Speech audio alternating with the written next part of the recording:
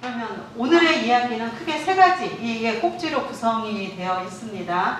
사실 이 세 가지의 꼭지이지만 특히 첫 번째 노동자의 좋은 삶에 필요한 노동운동의 사회보장 정책이라고 하는 것은 구체적으로 내용은 두 개로 구성이 되는 거죠. 하나는 노동자의 좋은 삶이 무엇인가 라고 하는 걸 우리가 먼저 생각을 해봐야 되고, 두 번째로 그렇다면 노동운동은 그러한 좋은 삶의 실현을 위해서 어떤 일을 해야 될 것인가를 차근차근 따져봐야 되지만 약간 1시간 정도의 시간이기 때문에 약간 이 부분은 거의 결론적으로만 제가 생각을 할 때, 그리고 이제 이런 생각을 같이 지금 노동공제학습원에서는 공유를 하면서 진행하고 있는데 이렇습니다 라고 하는 말씀을 드리겠고요. 다음 두 번째는 구체적인 사례입니다. 그리고 세 번째는 우리가 현재 이 노동공제의 구체적인 사례와 그 의의에 대해서 같이 공부를 해보는 겁니다.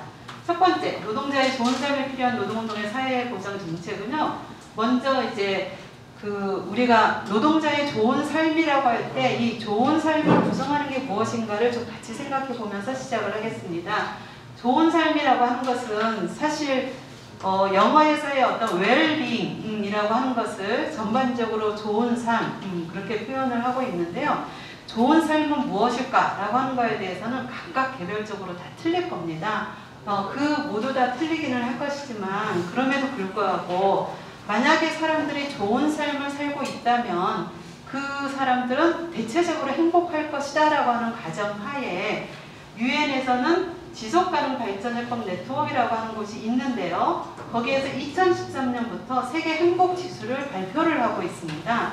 근데 이 세계 행복지수라고 하는 것은 이제 대한민국은 2010년, 12년 이때부터 시작을 해서 그 당시가 사실 가장 높았습니다. 세계에서 세계 행복지수로 측정을 했을 때 대한민국은 약간 41위였는데요. 이게 이제 점차적으로 계속 떨어지면서 가장 최근에 나온 어떤 행복지수의 결과는 62위 정도로 떨어진 상태입니다. 왜 유엔에서 이렇게 세계 행복지수를 이렇게 측정하느냐라고 하는 것은 이미 이전에 선행적으로 OECD에서도 더 좋은 삶, 그러니까 베터 라이프라고 하는 그런 지수를 만들기도 했고, 이미 영국 같은 곳이나 프랑스 같은 곳이나 이제 유럽연합에서는 과거에는 GDP 성장률이라고 하는 경제적으로 얼마나 돈을 많이 벌고 있느냐라고 하는 거에만 주목을 했다면 그것은 한계에 도달했다. 그 GDP 성장이라고 하는 게 실제 어느 만큼 행복을 가져다 주느냐라고 하는 거에 대해서 굉장히 회의적으로 그리고 성찰을 하면서 새롭게 그 국가가 국민의 삶을 계산하는 데 있어서 실현해야 될 구체적인 지표들에 대한 고민들이 굉장히 많이 이루어졌습니다. 그걸 전반적으로 유엔에서 이 지속가능 발전 해법 네트워크에서 반영을 해서 세계 행복 지수라고 하는 걸 만들었다는 거죠. 각국은 이 결과를 바탕으로 국민의 행복 그리고 삶의 만족도를 높이기 위해서 정책을 자연스럽게 그렇게 유도하는 이런 성과, 효과가 있습니다. 근데 결과적으로 우리나라 같은 경우는 우리나라 지금 GDP 규모가 세계 몇인지 아시죠, 여러분? 작년 10위입니다. 10위. 네. 세계에서 경제 규모로 따졌을 때 약 한 10위 정도의 나라가 됐습니다. 만약에 한 집으로 본다면 우리가 이렇게 많은 집들이 있는데요. 그 중에서 10번째로 큰 집에 우리가 지금 살고 있는 거나 마찬가지예요. 그러니까 그 정도로 10위가 됐는데, 그런데 국민들의 세계 행복 지수에서 보면은 더 낮아진 거죠. 그러니까 이 말은 우리나라는 한마디로 표현하면 잘 사는 나라인데 못 사는 국민이다. 근데 이때 못 사는 이라고 하는 표현은 가난한, poor 그런 의미가 아니라 not happy, 행복하지 않는 국민이다 라고 하는 표현을 누가 하느냐? 여기 이제 한국보건사회연구원이라고 하는 우리나라 이제 국책연구기관이 있죠. 거기에 이제 삶의 질 연구센터장님이 실제 그래서 이렇게 표현을 하고 있다라고 하는 겁니다. 근데 여기서 이 행복지수라고 하는 걸 뭘로 구체적으로 이제 측정하냐면요. 첫 번째가 1인당 GDP이기 때문에 일단 경제적으로 소득이 많은 것이 들어가 있습니다. 그런데 그 뒤에 보시면 사회적인 지지, 기대 수명, 삶에서의 선택의 자유, 관용, 부패 인식 이렇게 되어 있어서 굉장히 대부분 거의 다 사회 그리고 보건의료적인 이런 내용들이 많은 거죠. 네. 특히 사회적 지지라고 하는 것은 다른 말로 여기 사회자본이라고 나왔지만 뭐 사회관계 자본이라고도 표현하면서 우리가 어려운 상황에 처해 있을 때 어느 만큼 사회에서 지지를 받고 지원을 받을 수 있느냐라고 차별 없이 그러한 지지 지원을 받을 수 있느냐 그런 관계가 형성되어 있느냐라고 하는 거죠. 여러분들 만성 고독감이라고 하는 것은 하루에 담배를 15개 피우는 것과 같은 건강에 굉장히 심각한 해악이라고 그렇게 이야기를 하는데 이렇게 만성적으로 고독할 때 이것을 우리 주위에서 같이 이 문제를 해결할 수 있는 사회적 지지, 지원이 있느냐 뭐 이런 게 포함이 되어 있습니다. 2019년 보고서에서 한국의 순위를 구체적으로 보면요. 기대 수명이라든가 경제 수준이 높아요. 그리고 관용도도 상대적으로 좀 높게 나와 있지만 보시면 사회적 지지가 91, 부패인식이 100, 그리고 가장 자유가 낮습니다. 144위 이렇게 됐는데 자유가 낮다라고 하는 것은 우리가 현실적으로는 형식적으로는 모든 것을 자유롭게 선택할 수 있는 자유가 있습니다. 그러나 실질적으로 내가 그러한 자유를 누리면서 살고 있느냐라고 봤을 때 대한민국 국민의 대부분의 많은 사람들은 내가 선택하거나 결정할 수 있는 건 거의 없다. 거의 뭐 부의 대물림에 의해서 결정이 나거나 내가 어느 지역에서 어느 지방에서 태어났느냐라고 하는 거에 의해서 결정이 나거나 내가 대학을 가느냐 마느냐 가지고 결정이 나거나 등등 이렇게 되어 있다고 그렇게 느끼고 있다라고 하는 것이죠. 이 여유진 선생님의 글에는 이런 표현도 있습니다. 자유기고자로 리즈 호가드라고 하는 사람이 쓴 책에 소득과 같은 경제적인 여건은 개인의 행복에 10%만 영향을 미친다. 네. 여러분들 이것을 이제 인정할 수 있을까 없을까, 공감할 수 있을까 없을까일 거예요. 사실 저도 10%만 영향을 미친다고 이거는 부자들의 한한 이야기지. 이런 심리적으로 저도 솔직히 그런 생각이 들거든요. 그런데 10%만 영향을 미치고 약한 50%는 유전자와 교육, 그리고 나머지 40%는 관계, 우정, 일, 몰입, 공동체, 취미 같은 활동에 의해서 결정된다라고 보고 있다라고 하는 거죠. 그러면 우리가 이제 첫 번째 들어가면서 여는 말에서 노동자의 좋은 삶이라고 하는 걸 생각을 할 때 그 노동자의 삶이 좋은 삶은 어떤 경제적으로 우리의 임금 조건 그리고 고용 형태와 같은 것뿐만 아니라 상당히 사회적인 내용을 많이 포괄하고 있다라고 하는 것을 알 수가 있습니다. 그래서 두 번째 장표는요. 앞서서 이 나라경제 작년 5월에 나왔는데요.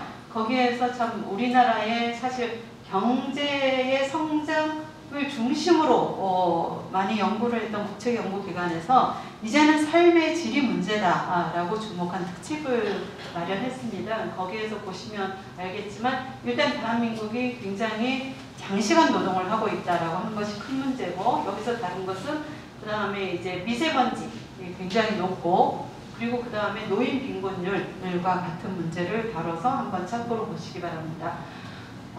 그러면서요. 앞서서 우리가 이제 좋은 삶이라고 하는 것을 조금 더 확장적으로 생각할 수 있는 계기였는데요. 또 하나는 우리들이 일상생활에서 부딪히는 그리고 피할 수 없는 것은 뭐냐면 경기순환이라고 하는 적어도 계획경제가 아니라 자유롭게 기업을 설립하고 그리고 직업을 선택하고 할 수 있는 그런 자유시장 경제에서는 이 경기순환이라고 하는 것이 필연적이라고 하는 것입니다. 그리고 그것이 이제 특히 마이너스일 때 경제성장이 마이너스였을 때는 굉장히 큰 경제 충격이라고 하는 것이 오는 거죠. 여러분들이 보시는 이 그래프는 일본하고 한국의 GDP 성장률의 추이를 보여주는 건데요. 파란색이 한국이고 일본이 빨간색입니다. 여기서 하나 다른 점은 일단 경제 성장률이 1980에서 2019년 사이에 한국이 훨씬 높다라고 하는 사실이 하나, 그다음 두 번째는 공통점으로는 이 경제 성장률이 굉장히 마이너스였던 경제 충격 시기는 거의 비슷하다라고 하는 것입니다. 첫 번째가 1997년 말에서 98년에 한국에서는 IMF 위기라고 하는 그 외환위기 그 시절이고요. 그 다음에 2008년에 미국의 이제 리먼 브라더스라고 하는 그런 이제 증권회사가 파산하면서 그때부터 이제 연쇄적으로 발생했던 금융위기, 경제위기가 있었고, 그리고 이제 2020년에 코로나 팬데믹으로 인한 경제적인 충격이라고 하는 것을 우리가 겪고 있습니다. 이게 보면 대략 한 10여 년의 이게 주기로 이게 오고 있는데요. 그렇다고 해서 향후 우리가 앞으로 이제부터 10년 후에 올 것이다 이렇게는 볼 수 없습니다.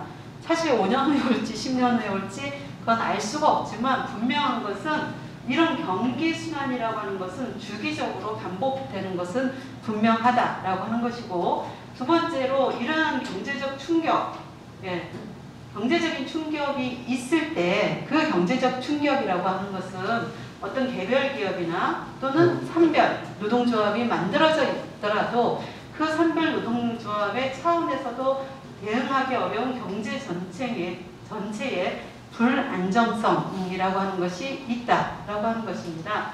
한편으로 여기 보시면요, 일본이 경제 성장률이 1980년부터 한국보다 훨씬 낮았습니다. 왜 이럴까? 그것은 이미 일본은 1956년에서 73년이 연평균 경제 성장률이 9.1%여서 이미 그때 고도 성장을 이미 했어요. 그런 다음에 점점 경제가 성장률이 정체되는 시기를 거쳤습니다. 그리고 일본의 노동조합이 가장 강성으로 투쟁을 열심히 했던 시기는 일본에서도 연평균 경제 성장률이 대단히 높았던 1960년대 그리고 70년대 중반 정도까지입니다. 한편 한국에서는 민주노조 운동이 80년대 후반이 시작이 됐는데요. 1981년부터 90년이라고 하는 이 기간이 한국의 연평균 경제 성장률이 9.0으로 사실 일본의 1956년에서 73년 이 시기랑 거의 비슷한 경향을 보이고 있습니다. 그때 우리는 민주노조 운동이 굉장히 투쟁의 어떤 결실이라고 하는 것은 그 배경에는 한국 경제의 고도 성장이라고 하는 그러한 호호 조건이 있었다라고 하는 것이죠. 1998년 외환위기 이전까지 연평균 7%였다가요. 2000년 이후에 우리나라의 경제 성장률은 약 한 4% 이하로 떨어지고 지금은 이제 한 2.7에서 뭐 3%대를 가는데 이 경제 성장률이 앞으로 확확 증가하기는 어렵습니다. 왜냐하면 대한민국 이미 인구가 줄어들고 있고 그리고 전체적인 노동력이 고령화되고 있어서 경제 규모가 이 자체로 이제 막 증가하는 걸 기대하기가 어렵다는 거죠. 그래서 노동운동의 환경 자체가 변화했다라고 하는 것이 우리가 가져야 될 첫 번째 인식 아닐까 생각합니다. 그렇다면 이처럼 경기 순환과 경제 충격이라고 하는 것이 노동자들의 생활에 큰 충격을 줬을 때 이 노동자의 생활을 방위하기 위해서 중요한 것은 무엇일까? 결론적으로 말하면 사회보장 정책이 달라져야 된다. 두 번째, 사회연대 정책이 필요하다. 왜냐? 새로운 사회보장을 설계하는 데는 반드시 사회적인 합의가 필요하기 때문에 그러한 사회적인 합의를 이루기 위해서는 사실은 우리는 갈라치기가 아니라 사회에서 다양한 세력들이 연대하는 그러한 전략을 취해야 된다라고 하는 것이고, 이러한 사회보장과 사회연대 정책에서 노동자들이 목소리를 내기 위해서는 일단 우리의 지분이 있어야 된다 이겁니다. 그 우리의 지분이 뭐냐? 노동운동 스스로가 만드는 노동자 복지가 중요하지 기업이 만들거나 정부가 제도를 만드는 것, 이미 정부는 만들었죠. 하지만 그게 우리들한테 그 혜택이 돌아오지 못하고 있는 거거든요. 새롭게 만들기 위해서는 우리 스스로가 만드는 노동자 복지가 필요하다라고 하는 것이 사실 오늘 이야기의 거의 전부라고 할 수 있습니다, 여러분. 첫 번째. 자, 그래서 이 부분을 조금 더 자세하게 이렇게 생각하는 근거가 뭐냐라고 이야기를 한다면 그 가장 큰 근거로는 우선 우리는 ILO가 이미 이러한 방향을 1999년에 제시했다라고 말씀드릴 수 있을 것 같습니다.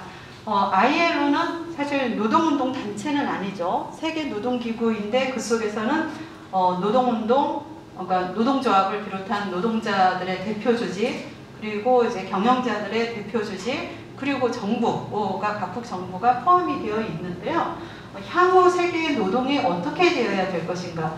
예를 들면 세계화라고 하는 것은 우리가 세계화를 저지하자 그래서 저지하거나 세계화를 안 하겠다 그래서 안 하거나 그럴 수 있는 게 아니라 그 속도나 범위나 양상이 달라지긴 하지만 사실은 인류의 긴 문명이라고 하는 것 자체가 끊임없는 세계화의 과정이었다라고도 볼 수가 있거든요. 근데 그게 특히 이제 1990년대 상당히 이게 이제 가속이 되어서 사실 이미 이제 기존의 정규직 노동이라고 하는 형태가 많이 무너졌던 그런 시대였던 거죠. 그래서 이 세계화가 가속되는 가운데 노동의 모습이 어떻게 가야 될 것인가에 대해서 ILO는 그때 이제 디센트 워크라고 하는 것을 제안을 했는데 뭐 양질의 일자리, 좋은 일자리 이렇게 많이 이야기를 하지만 저는 한국노동연구원에서 사용하는 일 다음 일이라고 하는 그런 표현을 여기다가 이제 썼습니다. 즉 일다운 일을 보장하는 것을 목표를 가지고 가야 된다라고 하는 것을 주장을 하고 있습니다. 그래서 이게 이제 말하자면 ILO의 주장을 유엔의 각종 기구들이 반복적으로 사용하고 있는 그림을 갖고 왔는데요. 그 말은 이제 첫 번째는 노동에서의 권리 제고는 당연히 해야 된다. 기존의 노동운동이 했던 거 해야 되고, 두 번째는 여기 보면 아주 완전하고 그리고 생산적인 일, 고용을 지키기 위해서 노력해야 된다라고 이야기를 하고 있습니다. 우리는 첫 번째와 두 번째는 상대적으로 굉장히 익숙합니다. 대한민국의 노동운동이 꾸준히 1번과 2번을 실현하기 위해서 꾸준히 노력해왔고 익숙한데, 그 다음에 세 번째, 네 번째가 사회보장 정책에 더 신경을 써야 되고 그리고 사회적 대화를 더 촉진해야 된다라고 하는 것을 주창하고 있습니다. 여기서 이제 또 하나 우리가 주목할 것은요, 일다운 일의 적용 범위가 취업자뿐만 아니라 비취업자, 즉 지금 실직하고 있거나 또는 우리나라에서 비경제활동 인구에 사실은 주부들이 들어가 있잖아요. 근데 지금 아주 어린 아이를 키우고 있는 엄마들도 다 일하고 싶어 합니다. 그리고 아이를 데리고 또 조금 작은 아르바이트를 한다든가 일들을 다 하고 있는데, 우리나라는 그 사람들을 다 비경제활동이라고 그냥 취급을 해버립니다. 근데 그런 의미에서의 비취업자도 다 포함해야 되고, 임금 노동자뿐만 아니라 자영업자를 포함을 해야 된다라고 이야기를 하고 있습니다. 그러니까 이미 ILO는 이 일다운 일 보장을 해야 된다라고 하면서 스스로가 노동의 보호, 보장이라고 하는 것을 모두가 정규직화하는 것, 이렇게 이야기를 하는 게 아니라 어떠한 처지에 있든지 간에 다 일다운 일, 디센트 워크라고 하는 것이 보장되는 걸로 그것을 실현할 수 있는 방향으로 가야 된다고 이야기를 하고 있는 거죠. 그리고 고용에 대한 보정장치가 바로 사회보장이라고 이야기를 하는데요. 그것을 구체적으로 우리는 이 오른쪽 그래프에서 볼 수가 있습니다. 즉 뭐냐면, 오른쪽 그래프는 2010년에 이제 그 칼럼에 나와 있었던 건데요. 우리가 그 한 사회의 불평등도를 파악할 수 있는 지표로 지니계수, 그리고 소득 5분위 배율이라고 하는 것을 많이 봅니다. 그러면 이 빨간색의 그래프의 모습은 뭐냐면, 우리가 실제로 노동을 하고 시장에서 얻은 소득만을 가지고 봤던 것이고요. 파란색은 거기에 우리가 예를 들면 각종 사회보험, 그리고 세제 혜택 등등을 통해서 공적인 지원을 통해서 우리가 얻은 소득을 포함한 겁니다. 그렇게 보면 지니 계수는 0에서 1 사이에서 1로 가면 갈수록 불평등한 거죠. 현재 세계에서 가장 평등한 지역에서 노르웨이라든가 스페인의 바스크주 같은 곳이라고 하는데요. 거기에서 이 지니 계수는 0.22가 됩니다. 우리나라는 그 0.2대로 내려와 본 적이 없어요. 0.3대인데요. 보면은 사실 시정소득만 가지고는 거의 0.4지만 이거를 0.33까지 낮춘 것은 각종 시장소득 플러스 공적인 이전소득이었다라고 하는 것이죠. 마찬가지로 소득 5분위 비율도 그대로 둔다면 우리는 소득이 가장 높은 사람들과 소득이 가장 낮은 사람들 사이에서의 이 차이는 11배 정도이지만 그거를 약 한 6배 정도까지 축소해 놓은 것은 역시 사회보장 제도로 인해서 우리가 얻은 공적 이전 소득이라고 하는 것입니다. 그래서 사회보장이라고 하는 것이 사실 노동자들의 소득에 만만치 않은 기여를 하고 있는 게 분명한데 이 부분에 대해서 우리는 어느 만큼 관심을 가지고 이것을 해결하기 위해서 좀 적극적인 정책을 펴왔는가 이걸 생각해 보는 그런 계기가 있어야 할 것 같습니다. 실제로 노동운동에 대한 국민들의 의식 속에서도 이게 이제 살아있어서요. 2007년도 노사관계 국민의식 조사 연구라고 하는 게 한국노동연구원에서 이루어졌는데 5년에 한 번씩 하고 있습니다. 그래서 아마 올해도 다시 할 텐데요. 이미 이 2017년에 할 때 일반 국민들이 현재 조합원의 임금 인상 등 근로조건 개선 중심으로 하고 있고 거기다가 조합원의 고용 안정, 그다음에 이런 비정규직 등의 보호, 사회보장 등을 하고 있다라고 보지만 미래는 어떻게 되어야 될 것인가 라고 하는 거에서는 훨씬 더 사회보장, 세제개혁 등 사회제도의 개혁과 비정규직 등 취약계층의 보호를 위해서 노동조합이 더 힘을 써야 된다라고 하는 생각을 하고 있습니다. 하지만 현재의 노동조합 간부나 일부 근로자의 이익을 도모하고 있는 현실이다라고 하는 인식도 만만치 않게 높다라고 하는 것이죠. 네. 그래서 우리는 이제 첫 번째 꼭지에서는 사회보장 정책 그리고 사회연대 전략이라고 하는 것이 우리가 한 번 더 중요하게 생각해야 될 부분이다. 노동자의 좋은 삶의 실현을 위해서라고 하는 말씀을 드렸습니다. 두 번째는요. 이처럼 이런 이제 사회연대 전략 그리고 사회보장 정책을 만들어 나가는데 기여했던 노동운동의 사례로서 스웨덴과 일본의 사례를 이제 같이 보고 넘어가겠습니다.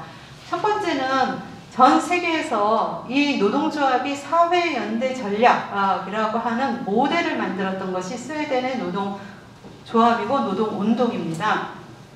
그래서 관련해서는 이제 복지국가 스웨덴과 관련한 여러 책에서 나와 있는데요.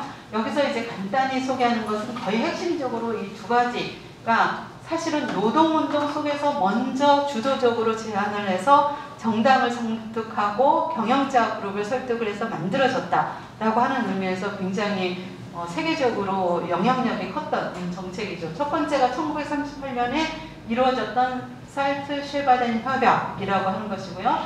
두 번째가 1951년에 성사가 되었던 연대임금 정책인데 이미 아시는 분들은 잘 아시겠습니다만은 미국의 대공황 1929년에 일어났지만 그것이 유럽에 영향을 막 주기 시작한 것은 1930년대 초반부터 이제 2차 세계대전이 일어났던 그 시기가 유럽에서는 훨씬 더 심각한 위기였고 그것은 사실 일제강점기 식민지 조선에서도 일본에서 그게 완전히 불황으로 나타났던 게 1930년대 초반부터였습니다. 그래서 굉장히 심각을 했죠. 근데 그랬을 때 다음 장표에도 나오는데요. 실업률이 이렇게 높았고 그리고 스웨덴의 노동운동은 굉장한 강성이었다라고 하는 거죠. 그랬는데 최종적으로는 스웨덴 노총과 경총 정부가 협약을 해서 위기를 돌파하는 것으로 문제를 해결을 했습니다.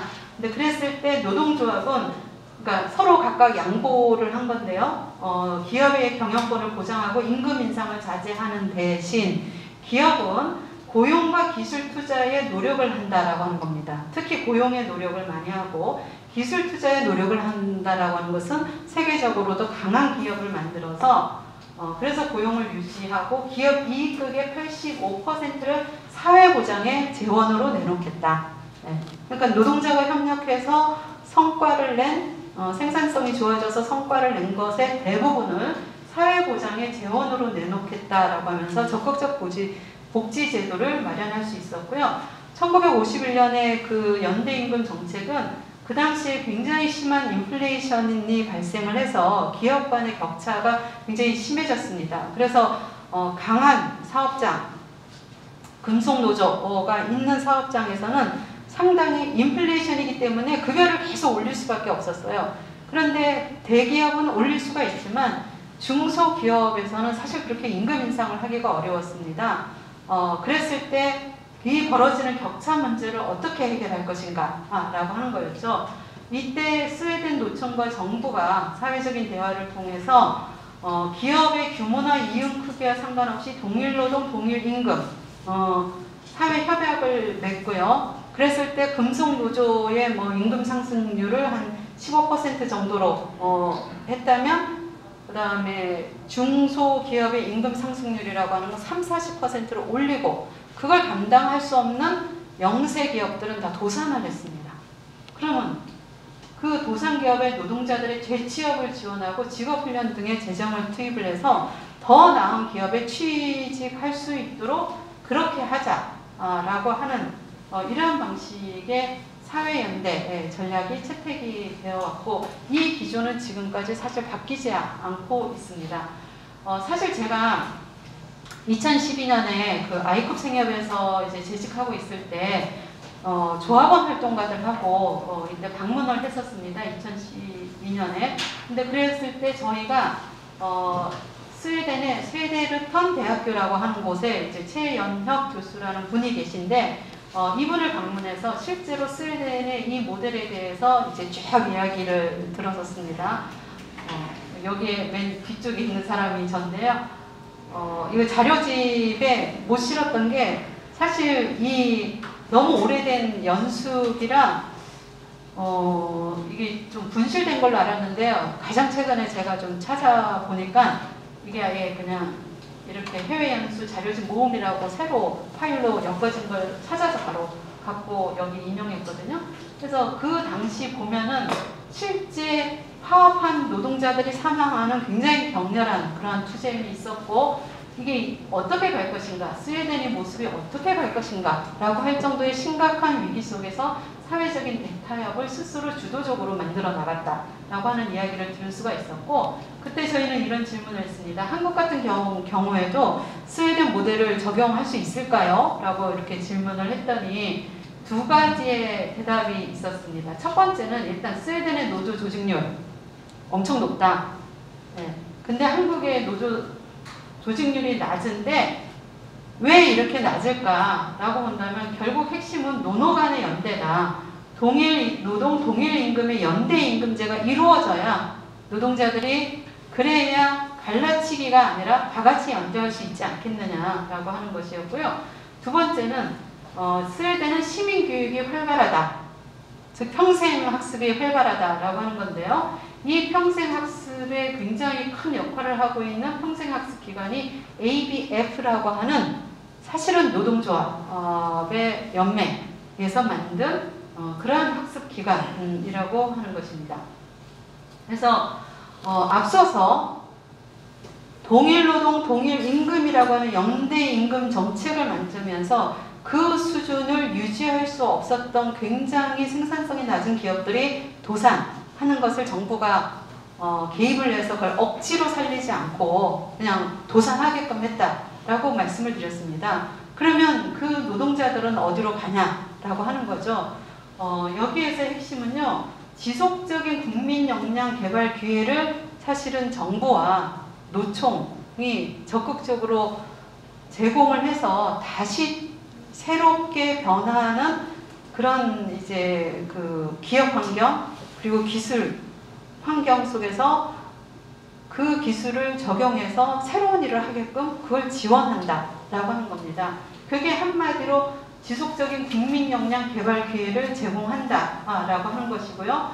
그런 의미에서 대한민국도 향후에 이런 의미에서의 굉장히 확장적인 휴먼 뉴딜이 필요하다라고 하는 그런 주장이 제기가 되었었는데, 실제로 우리나라 청소년들 대한민국 엄청 공부를 많이 시키잖아요. 그래서 소위 말하는 이제 피사라고 하는 국제적인 대회에서 굉장히 성적이 좋습니다. 하지만 비슷한 종류의 국제 성인 역량 조사라고 하는 게 있어요. 근데 거기에 따라서 보면요, 우리나라의 55세에서 65세, 즉 이 나이가 사실은 중년을 지나서 이제 장년이 돼서 인생 이모작이라고 하는 것을 준비해야 되는 그 시기, 즉 거의 퇴직 연령 시기에는 굉장히 낮습니다.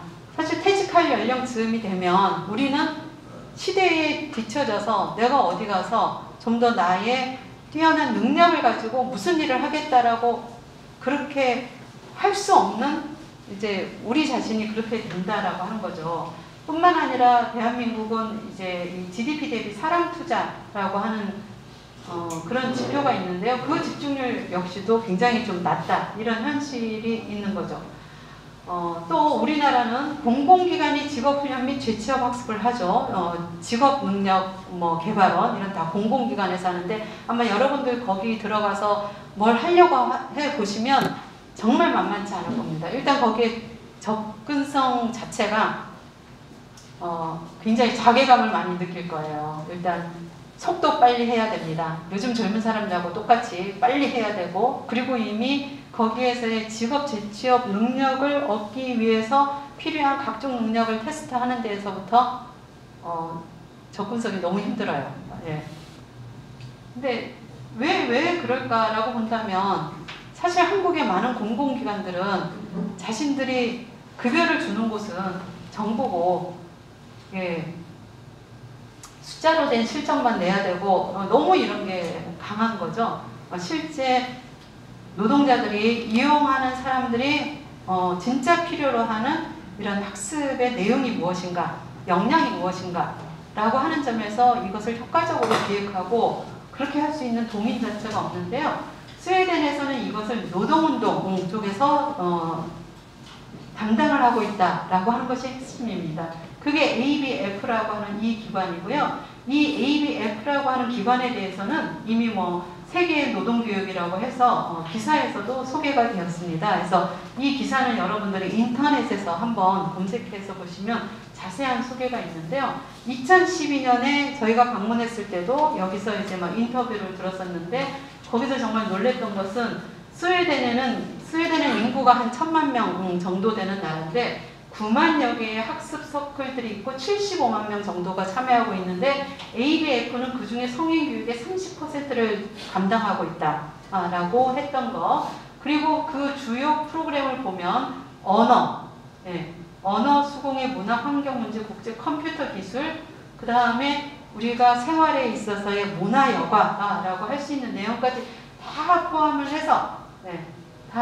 해서 여기 보면은 정년퇴직 이렇게 준비하자, 글쓰기 왕따 문제 해결을 이렇게 하자, 환자와 저소득층의 국가보조금을 신청하는 방법 등등 해서 굉장히 생활 밀착형의 학습 프로그램까지, 이것을 이제 다 노동운동 쪽에서 이것을 진행을 하고 있다라고 하는 것입니다. 그래서 스웨덴의 사회연대 전략이라고 하는 것은 사회연대 플러스 노동자들의 그리고 노동운동 쪽에서 본 평생학습이라고 하는 것을 주도적으로 하고 있다라고 하는 면에서의 이제 특징을 우리가 찾을 수가 있겠습니다. 예, 이제 시간이 거의 한 40분 정도 지나갔는데요. 이제 한 20분 정도 더 해서 오늘의 첫 강의를 마무리 짓겠습니다. 다음으로 이제 일본의 사례를 말씀드릴 텐데, 일본의 사례는 사실 우리가 지금 공제 플러스 금융과 관련해서 노동운동에 어떻게 대처했는가라고 하는 사례입니다. 일본의 사례로 들어가기 전에요, 먼저 우리가 좀 알아두면 좋은 것은, 우리가 지금 공제라고 하는 말을 쓰고 있는데요. 사실 이 공제라고 하는 한자어는 유래가 굉장히 오래됐다. 이미 춘추 전국시대 중국에서 나온 말인데 그 공제라고 하는 것이 지금 우리가 실질적으로 실천하고 있는 이런 공제의 의미, 이 사회운동이 일어난 것은 산업혁명 시기라고 볼 수가 있습니다. 그때 영국에서 프렌들리 소사이어티 또는 뮤추얼 소사이어티라고 하는 이름으로 노동자들이 자신들이 모여서 아무런 보험이나 법적인 보호가 없었기 때문에 스스로 소액을 객출해갖고 돈을 모아서 그걸 가지고 이제 일을 하다가 부상을 입거나 또는 사망하면 유족들에게 지원을 해주는 그런 우회의 모임들이 있었습니다. 그래서 한국에서는 이걸 우회조합이라고도 표현도 하고 그러는데요. 한마디로 말하면 이제 공제회인 거죠. 근데 이런 이제 영어의 프렌들리 소사이어티라고 하는 표현들을 뮤추얼 소사이어티를 나중에 이제 공제회라고 하는 이름으로 그것을 번역해서 사용하게 되었고 이 공제회에서 나중에 노동조합도 만들어지고 협동조합도 같이 만들어집니다. 그래서 사실은 노동조합과 협동조합 운동은 형제자매의 같은 부모를 가진 형제자매라고 이야기를 할 수가 있고요. 이런 이제 공제회나 노동조합, 협동조합이 유럽에서 산업혁명이 쭉 돌아서 아시아에서 가장 먼저 그 산업혁명이 대대적으로 일어났던 곳은 일본이었습니다. 그 일본에서 이미 1898년에 노동운동가들이 노동조합을 만들 때 노동조합 안에 아예 협동조합 매점을 같이 만드는 거죠. 그래서 그러한 협동조합 매점들은 어떤 일을 하냐면 예를 들면 숙모 자켓이 있어요. 근데 시중에서 살려니 너무 비싸. 왜 비싼가 봤더니 거기에는 많은 상업이윤들이 있고 그리고 이걸 제조하는 기업들이 막 미쓰이 같은 재벌 회사야. 그래서 너무나 많은 이윤들을 해서 소비자 가격이 높으니까 아예 이런 협동조합에서 만든 생활협동조합, 협동조합 매점에서 자기네가 직접적으로 이걸 제조해버리는 겁니다. 제조했더니 가격을 획기적으로 줄일 수 있었다는 거죠. 시중에서는 50엔에 팔리는데 실제 자신들이 직접 제조했더니 5엔 정도로 팔릴 수 있었고 그렇게 되면 노동자들의 생활에 여러 가지 편익이 그리고 가계 절약 이렇게 되는 거 아니겠습니까? 그래서 일찍부터 노동조합과 함께 예를 들면 협동조합 그리고 노동조합이 이런 공제사업을 하는 것에 대해서는 일본에서 비교적 일찍 그런 인식이 되어 있었고요. 이러한 공제, 일본을 통해서 노동조합과 공제가 조선에 소개가 되다 보니 조선에서도 1920년에 최초의 노동운동 단체가 만들어질 때 그 이름이 조선노동공제회라고 하는 이름으로 이게 이제 조선노동공제회에 여기 희미하지만 공제라고 쓰여 있습니다. 희미하지만 공제라고 쓰여 있는 조선노동공제회라고 하는 이름으로 이렇게 진행이 되었다라고 하는 겁니다. 그래서 이 공제회와 함께요 협동조합들은 초기의 협동조합을 만든 사람들의 주체들은 대부분 다 노동자들이었습니다. 노동자들이 일자리를 직접 만드는 경우도 있었고 그 다음에 여기 공익사나 공동점처럼 상업 이윤을 철폐해서 직접적으로 직거래를 통해서 보다 더 저렴하게 이용하기 위해서 만들어진 소비자협동조합이 있고 그리고 금융과 관련해서도 직접적으로 우리에게 도움이 되는 금융 그리고 그 금융을 민주적으로 통제하자라고 하면 노동금고라고 하는 은행을 만들었다라고 하는 것이죠. 일본에서는 일본이 패전을 했습니다. 태평양 전쟁에서. 근데 패전 직후부터 노동자들이 겪었던 참상이 아주 힘들었었고요. 그렇기 때문에 그 속에서 노동자들이 복지를 위해서 복지는 하나다라고 하는 그러한 생각을 가지고 연대를 했던 역사적인 경험이 있었습니다. 오른쪽 사진은 1945년 3월 10일 날 미군이 도쿄 대공습을 펼쳤습니다. 사실 미군은 이런 공습을 나중에 6.25 때 평양 같은 북쪽에서도 다 했죠. 그래서 보면 이런 그림이랑 평양의 공습으로 폐허가 된 그림이랑 되게 비슷합니다. 근데 이 3월 10일의 이 공습이요 굉장히 그 일본 사람들에게 그러니까 히로시마 원폭 같은 것이 물론 더 충격적이지만 굉장히 일본 사람들에게 많은 분노를 갖고 오게 했던 게 뭐냐면 이 공습이 당했던 지역이 도쿄의 동부예요. 근데 서민과 중소기업들이 밀집해 있는 지역이지 거기에 대기업이 있거나 전쟁에 적극적으로 협력을 했던 뭐 미쓰이 같은 대기업이 있거나 그리고 일본에 무슨 관공서가 있거나 이런 지역이 아니에요. 그러니까 서울로 치면 어디를 공습한 거냐면 청량리 동대문 일대를 완전히 쑥대밭을 만들어 버렸거든요. 그래서 이때 사망자만 지금 이제 11만 5천 명 정도라고 하는데 그때 이재민들이 310만 명 정도의 이재민들이 발생했고 이렇게 해서 완전히 초토화된 후에 이 노동자들은 거의 이제 뭐 만주라든가 동남아 이런 데서 이제 징병으로 끌려가서 죽을 각오를 하고 그러고 돌아왔는데 일자리가 없어졌지, 그리고 집이 없어졌지, 완전히 이제 그야말로 불황인이 돼버린 거죠. 소위 말하는 불황인. 따라서 그 노동자들이 일자리를 구하는 것도 힘들었을 뿐만 아니라 집도 없었고 그러기 때문에 신용이 없었습니다. 그래서 이들은 일단은 물자를 공동으로 얻기 위해서 서로 연대단체를 만들고요. 복지는 하나다라고 하는 그런 슬로건을 가지고 모든 노동단체들이 공통으로 하기 시작한 게 이 노동자들의 빈곤을 없애기 위해서 가장 먼저 해야 되겠다는 것이 우리의 은행을 만들자. 그리고 그 다음에 공제, 사업을 우리가 하자라고 하는 것이었습니다.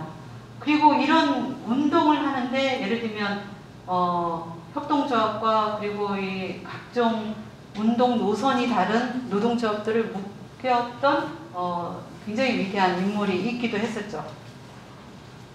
그래서 굉장히 빨리 노동자 복지 중앙협의회라고 하는 노동자들의 복지를 위해서 서로 노선이 다르더라도 노동운동의 현장에서는 뭐 이때도 이제 굉장히 사상적으로 일본이 되게 복잡했던 시기인데 그런 게 다 틀려서 서로 치고받고 싸우더라도 복지 현장에서는 우리는 하나다라고 하는 걸로 뭉쳤고요. 그래서 1951년에 전국노동금고협회라고 하는 것이 만들어집니다. 노동금고, 노동자들이 스스로 출자해서 아예 은행을 먼저 만들어 버렸어요.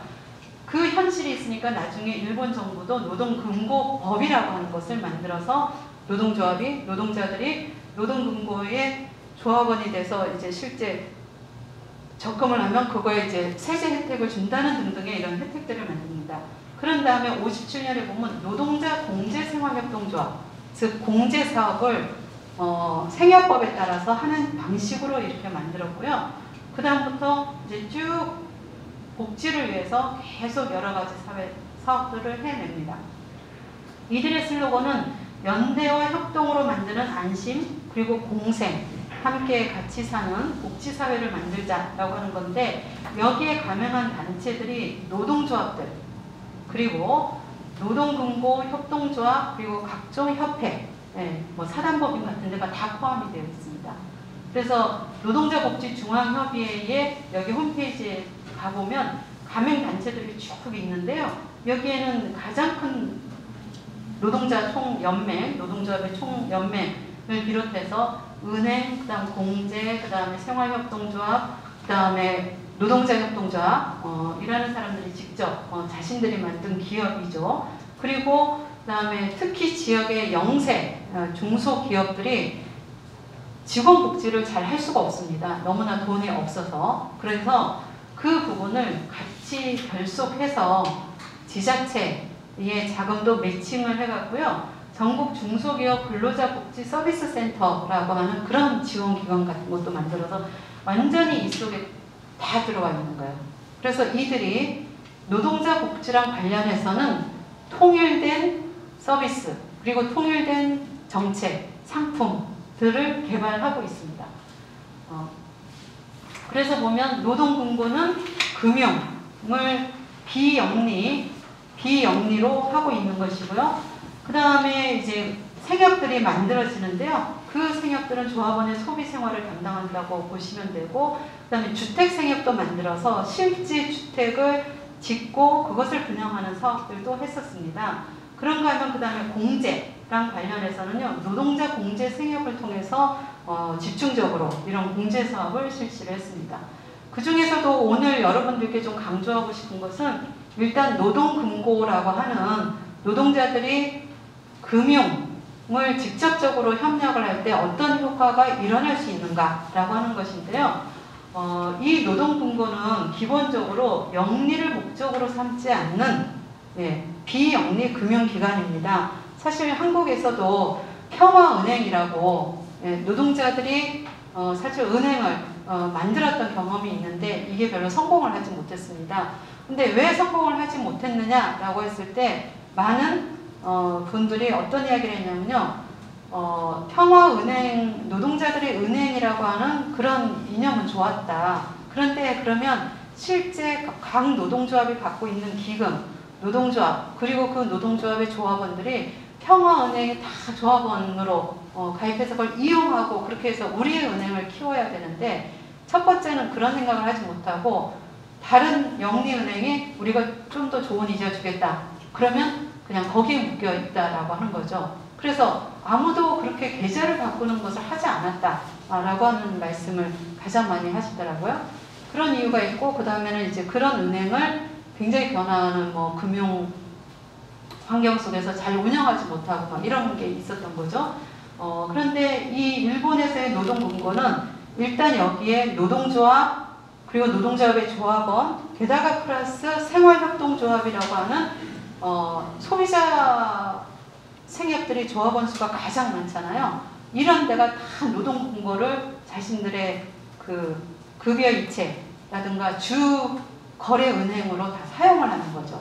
그래서 규모가 커지면서 그렇지만 규모가 커졌다라고 해서 이 노동금고의 주식을 갖고 있는 일부 노동조합이나 몇몇의 대표들이 여기에 혜택만 받았느냐? 라고 하면 그런 게 절대 아니라 굉장히 커졌는데요. 여기 보시면 노동금고의 현황을 2021년 3월 기준으로 했습니다만은 융자 잔액이 14조엔 우리 돈으로 한 150조 정도, 예금 잔액이 22조, 우리 돈으로 한 220조 정도 규모로 성장을 했고 직원 수가 11,000명 정도로 그렇게 컸거든요. 근데 이들이 이익을 어디에 사용하냐면 기본적으로 노동자, 서민들을 위해서 쓰고 그리고 소셜 비즈니스, 한국으로 치면 사회적 경제, 즉 더 이상 내가 예를 들면 직장에서 일을 할 수가 없어 또는 퇴직을 했어 이러저런 이유로 새롭게 일을 하려고 해 지역에서 무슨 사업을 시작하려고 해 그럴 때 이런 사회적으로 좋은 일을 사업을 벌이는 것에 대한 소셜 비즈니스 융자를 노동금고가 직접 하고 있다라고 하는 겁니다. 그래서 무담보로 우리 돈으로 한 5천만 원 정도를 그렇게 대출을 해주기도 하고 그래서 일하는 사람들이 일으키는 사회적인 사업이라고 하는 것을 노동금고가 지원하는 일을 하고요. 사회 문제를 해결하기 위한 비영리 단체에 융자하는 이런 프로젝트들도 하면서 그러면서 금융을 통해서 정말 우리 사회에 바람직한 일을 하는데 노동자들의 지분을 당당하게 표현을 하고 있는 것이죠. 뿐만 아니라 지역에서는 노동자 복지 협의회들이 공동으로 노동자 협동조합 그리고 노동금고라고 하는 금융기관들이 같이 협력을 해서 그 사회의 빈곤의 문제를 해결하기 위한 각종 지원 사업, 사회적인 사업들을 추진하고 있습니다.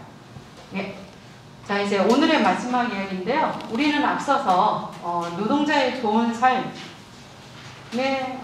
사회연대 전략이 필요하다라고 하는 이야기와 그리고 실제로 그러한 사회연대 전략과 노동자들이 복지운동을 펼쳤던 스웨덴, 일본의 사례를 같이 공부를 했습니다. 그럼 마지막으로 그런 가운데서도 오늘은 한국에서는 노동공제라고 하는 것으로 접근해 보려고 하고 있습니다.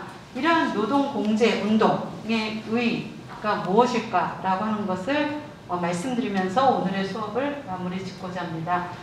우선 첫 번째로 우리가 아까 이제 사회연대 전략이라고 하는 말을 많이 드렸는데요. 이 사회연대라고 하는 것은 꼭 사회운동, 노동운동의 전유물이 아니라 사실 우리가 살고 있는 현대 국가는 사회연대에 기초한 사회보장 국가라고 하는 인식을 갖는 것이 필요합니다.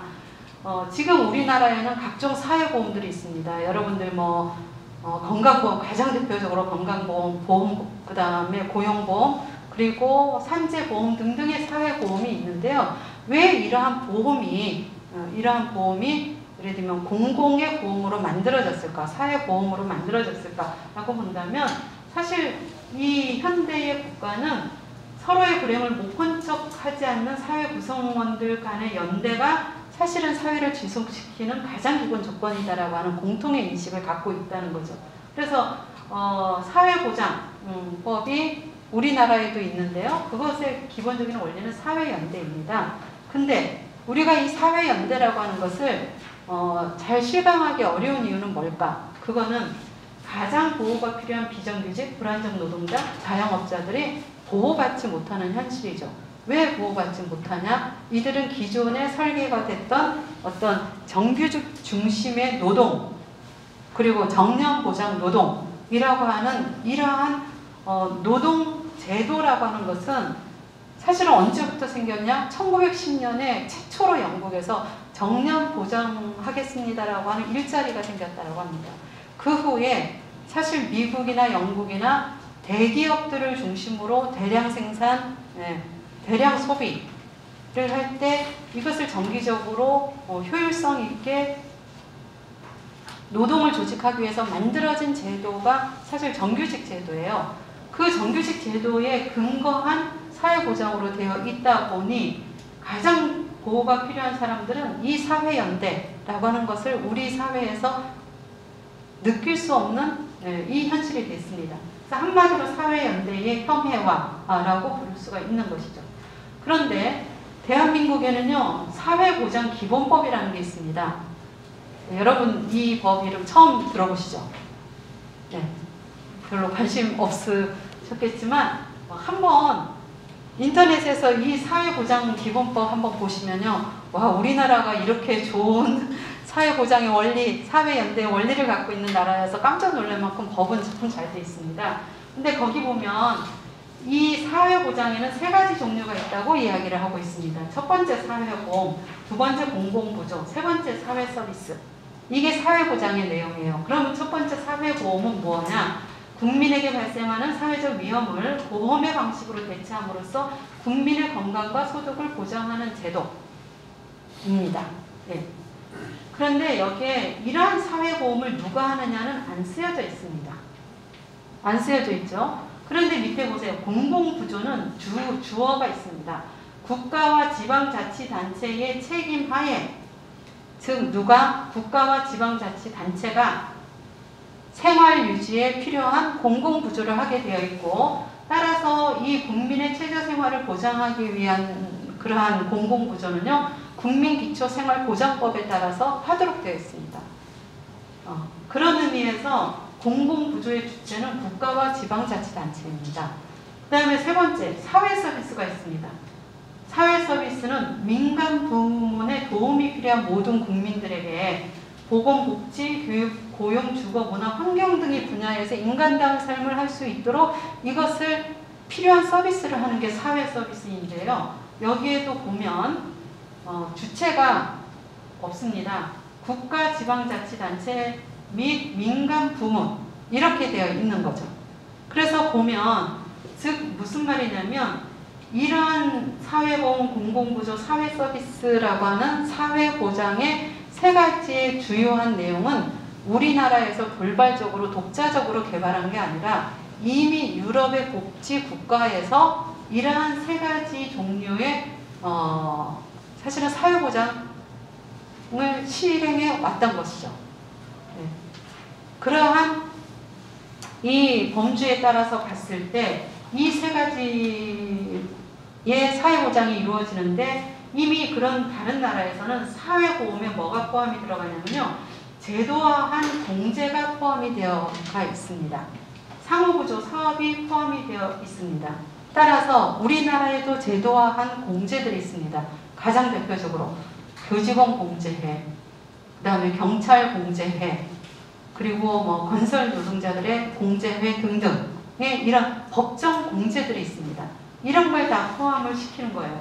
그런데 일본에서는요, 가장 공제 사업을 크게 하는 데들이 다 협동조합입니다. 농협이 하고 있고, 생활협동조합이 하고 있고, 또 노동자 생협이 하고 있습니다.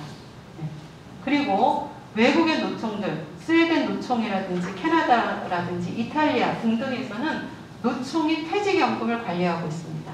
그래서 그 퇴직연금을 가지고 각종 프로젝트를 하고 있습니다. 그리고 스페인의 몬드라곤이라고 하는 그 노동자 협동조합이 만든 굉장히 큰 글로벌 기업 집단이 있는데요. 거기에서도 공제조합이 실제로 실직했을 때의 그 실직 기간의 생활비를 보조해주는 그런 공제 사업들을 하고 있어서 이미 이런 것들은 다 제도화한 공제가 여기 사회보험에 포함이 됩니다. 즉 사회보험은 국가만 만드는 게 아니라 사회 구성원들이 자신들이 스스로 만들어서 그걸 제도화하는 것이 사회보험에 포함이 된다라고 하는 것이고요. 그 다음 밑에 사회서비스는 국가가 다 공공으로만 공급을 해야 되는 것이냐? 절대 그렇지 않다. 그렇게 하는 경우들도 있지만, 그런데 만약에 우리가 돌봄 서비스, 그리고 육아 서비스, 부모협동 어린이집, 그리고 뭐 의료 사협 등등, 내가 조합원으로도 참여하고, 그리고 서비스도 받고, 그런 관계가 훨씬 더 효과적이고, 그리고 참여하는 재미가 있더라라고 하는 것입니다. 그래서 이러한 제도화한 공제라든가 사회적 경제 조직이 수행하는 이러한 사회 서비스들이 중충적인 안전망, 그리고 자신이 보다 가깝게 결정하고 참여하는 사회 서비스를 훨씬 더 잘 만들어낸다는 것이죠. 이런 것들이 이제 다른 나라의 경험에서 우리가 알게 된 것이고요. 우리 사회에서는 제도가 충분치 않는 가운데서 이렇게 선구적인 금융협동 사례들이 이제 많이 나왔는데요. 첫 번째는 청년연대은행 토닥이라고 하는 곳. 사실 여기서 청년연대은행이라는 굉장히 멋있는 말을 썼지만 무슨 제도화된 은행, 인가받은 은행 아닙니다. 청년들이 직접 자신들이 스스로 상부 구조 단체를 만들어서 은행처럼 운영을 하고 있어요. 그런데 거기에서 보면은 이자도 자율이자라고 스스로 정하고 있어요. 이러한 토닥이 어찌 보면 우리가 신뢰가 없는 사회라면 바로 무너졌겠죠. 그러나 여기 이제 그 토닥에 대해서 이 기사화한 내용이 있는데요. 토닥 얼마나 성장했나 보면은 참 그 어려운 경제 환경 속에서도 쭉 성장하고 있었고, 이 기사의 내용은 이겁니다. 이 기사의 내용은 정부가 아무것도 안 하는 가운데 토닥이 했다. 뭐 이런 식으로 이제 설명을 하고 있습니다. 다음으로 외국의 노동공제 사례가 있는데요. 첫 번째, 네덜란드의 빵 기금이라고 하는 것. 우리 프리랜서들이 사실은 고용보험이 없고 산재보험 같은 게 없고, 그리고 특히 일거리가 없을 때 그랬을 때 소득이 싹 사라집니다. 그런 문제를 어떻게 할 것인가. 이미 2006년에 네덜란드에서는 아예 이제 공제협동조합을 만들어서 문제를 해결했었다라고 하는 것이고요. 여기는 정말 명칭도 우리가 지금 여기 풀빵인데, 네덜란드에서도 이들이 역시 빵 기금이라고 하는 그런 이름을 정했어요. 그다음 미국의 샌프란시스코에서는 이민 노동자들이 굉장히 많은데 그 이민 노동자들에게 무이자 소액 대출을 하는 그러한 비영리 펀드가 만들어져 있다. 이것도 역시 공제 협동조합이라고 할 수가 있는데요. 이렇게 무이자 소액 대출을 하는 것의 의미는 카드론을 사용하지 않아서 생활 부채를 일단 줄이는 게 필요했기 때문에 그런 사업들을 했다. 그 다음에 굉장히 규모가 크게 했던 것은 스웨덴에서 역시 1970년대 또 경기 사정이 안 좋아져서 정리해고를 하고 그래야 했을 때 이미 노총과 경영자 단체가 공동으로 공제조합을 설립을 해서 여기에서 실직한 기업이 정리해고를 할 때 실직한 노동자들에게 생활지원금을 지급하고 그 다음에 재취업을 알선하는 그러한 사업을 했었다. 이런 사례들이 있었고요. 그 다음에 우리나라에서는 지금 이제 오늘도 전국주민협동연합회에서 참석하신 분이 계시죠. 가장 저는 이제 선구적인 역할을 했던 곳이 우리나라의 노동공제랑 관련해서는 전국주민협동연합회라고 생각을 합니다. 실제 자활 사업에, 자활 기업에 참여하는 분들이 스스로 상호부주 기금을 조성을 해서 그 상호부주 기금을 훌륭하게 키워서 그것을 스스로 자립적으로 잘 운영을 하고 있습니다. 그 다음에 지금 풀빵이 만들어졌는데요. 사실 이 노동공제 교실이 작년 그리고 올해 4번째인데 작년 초기에 이렇게까지 구성원들이 없었습니다. 1년 사이에 정말 많은 구성원들이 생기고 그리고 이제 풀장 이후에 적립공제 시범사업을 만들어주고 그리고 아까 봤더니 비상급응고라고 하는 새로운 사업 상품도 출시를 했는데 진짜 이제 대한민국에서는 노동공제라고 하는 것이 발을 디뎌서 모양을 만들어 나가는 이런 현실이 이루어지고 있는 것이죠. 그래서 이러한 공제라고 하는 것이 노동자 복지의 하나의 모습이라고 할 수 있을 겁니다. 공제에서 더 나가서 저는 이제 금융도 충분히 우리가 할 수가 있고 나중에는 어떤 사회적 농업과 같은 것도 할 수가 있고 퇴직자들의 새로운 일자리를 만드는 것도 사실 노동자 복지에서 할 수 있다고 생각을 합니다. 이런 거를 당사자 조직이 하는 것에 특히 우리는 의미를 둬야 된다. 그 의미는 여기 이제 4가지 정도를 썼지만요. 가장 핵심적인 것은 공감, 참여, 자기결정에 기반한 복지를 우리가 구상을 하고 그러한 복지 프로그램들을 우리가 만든 지분을 가지고 사회적인 대화에 나서서 사회보장 정책을 바꾸는 것에 노동자들의 힘을 발휘할 수 있다라고 하는 것이 가장 큰 의미라고 생각을 합니다. 이미 기존에 지난 2년 동안 노동공제랑 관련해서 여러 선도적인 시도들이 있고 그랬기 때문에 뭐가 만들어졌냐면 한국 플랫폼 프리랜서 노동공제회가 만들어졌고요.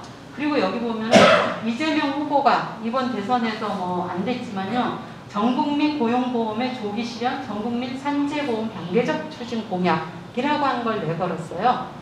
그래서 우리가 사회보장 정책으로서 정규직 중심이 아니라 일하는 사람 누구나에게 적용할 수 있는 그러한 사회보험 체계로 바꾸는 것에 대한 일종의 공론화까지 올라갔다고 볼 수가 있는 것이죠. 그래서 결론적으로 말씀드리면 노동공제라고 하는 걸 만약 정의한다면 우리는 이렇게 한마디로 정의할 수 있다. 노동자들이 적은 격출금을 공동으로 모아서 위험에 대비하는 협동조합 방식의 보험이다. 그런데 그거는 아주 작은 단위에서는 상호부조부터 보통은 출발을 한다. 근데 더 크면 나중에 저축연금과 같은 것도 우리가 다룰 수 있다. 두 번째, 그럼 노동공제 운동이라고 하는 것은 어떤 운동이냐? 사회적으로 노동운동의 한 줄기라고 충분히 생각할 수 있다. 그럼 세 번째, 역할이라고 하는 것을 가장 중요한 것은 첫 번째 생활 속의 기본 필요를 우리가 연대해서 충족을 하는 건데 이게 이루어지면 그 다음에 이 생활 속의 연대를 축적을 해서요. 주택, 교육훈련 등의 생활 안전망을 우리가 직접 구축을 하고 사회정책에 반영하는 활동을 할 수가 있고 사회보장제도의 전환 저는 향후 3가지가 중요할 것 같습니다. 첫 번째 일자리 보장제, 두 번째 상병수당의 도입, 이 상병수당의 도입이라는 게 아프면 누구나 다 쉴 수 있도록 그리고 세 번째가 소득비례 전국민 고용보험이라고 하는 걸로 가야지 않을까 이렇게 보고 있는데 이렇게 가기 위해서는 정말 노노연대가 이루어져야 되고 그리고 노동자와 시민운동 그리고 지역사회, 영세, 자영업자들의 연대가 이루어지면서 가능한 일입니다. 이런 것들을 실제 노동공제운동이 디딤돌이 돼서 향후에 만들어 나가자라고 하는 제안이다. 이렇게 말씀드리겠습니다. 예, 여러분 이걸로 마치겠습니다. 내용이